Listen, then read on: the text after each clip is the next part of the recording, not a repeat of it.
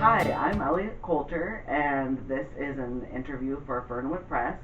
And this is, do you want to introduce yourself? I'm Bill Denham. My first question is, what inspired you to write this collection?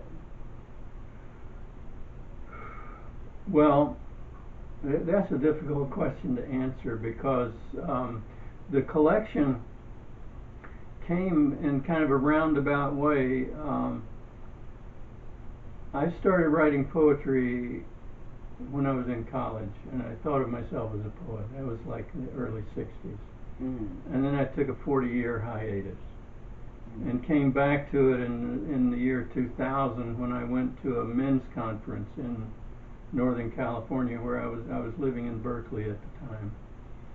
And at that men's conference, I ran into a culture of men who loved spoken word poetry and would just speak it from the heart by memory, and it was just like that really spoke to me tremendously. And that first these conferences occur on Memorial Day weekend, and the Monday morning, the Memorial Day of the year 2000, we would open each morning with a session of singing chants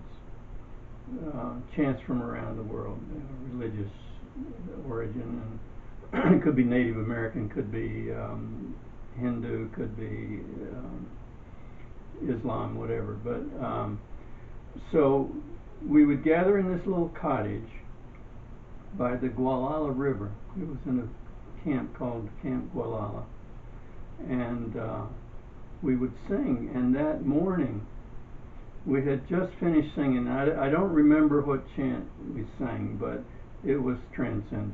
It was just everybody was, it was like 40 guys crammed in this little cottage, and then there was silence, and you could hear the birds and the river and everything. And into that silence, the leader of the chants spoke Mary Oliver's poem called "The Journey."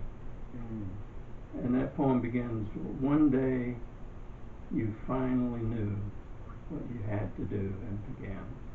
And that poem just penetrated me so deeply. And I didn't know Mary Oliver. I went up to Doug after the singing, and I said, "Doug, who was that?" He said, "That was Mary Oliver." And I said, "How did she know me?"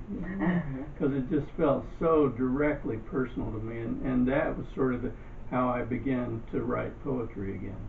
This book came about sort of by accident, because my poetry is extremely autobiographical, very, intensely autobiographical. And so I'd always felt that people would need to know my story to be able to appreciate my poetry. So one Sunday at Reedwood Church, Dee Cox, who's the patriarch of Reedwood, is like 86-year-old former school superintendent, and so he does a program on Sundays called the Forum Class.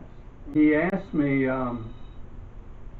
if I would teach a Sunday morning class with focusing on my poetry, because the person he had thought was going to be there didn't show up. So I said okay.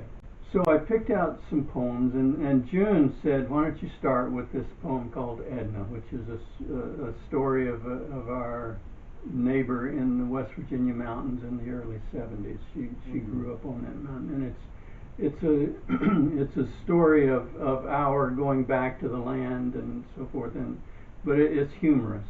It gets a laugh at the end every time. And so I started with that, and then I just picked out several poems that I liked, and I felt that the response I received was sort of blew me away. People really loved it. So I thought, wow, they don't need to know my whole story. So I was going through my pile of poems, and I ran across this poem called "Death Will Come," and I thought, hey, this would be a perfect poem to give some structure. So that's how it came about. I saw that, and then because I had poems about each person I mentioned in that poem, so that gave the structure, and then I went through and added in between each of those poems. I added another poem or so. So How does it feel to know that there are people you may not even know reading these very personal poems? well, I think of each poem really as an invitation to a conversation. Mm. So when I sell a book, I put a little note in there that says that, this is an invitation to a conversation. And if you have any questions or any ideas or whatever, and I give them my email address, and I thank them for buying the book and urge them to read it over and over. And if something touches them, reach out and let's have a conversation about it. Mm. I think my desire to write is a desire to connect. Mm. Like to share myself as honestly and forthrightly as I'm able. And I feel like if I get it, if I'm able to find the right words for it, then it'll resonate.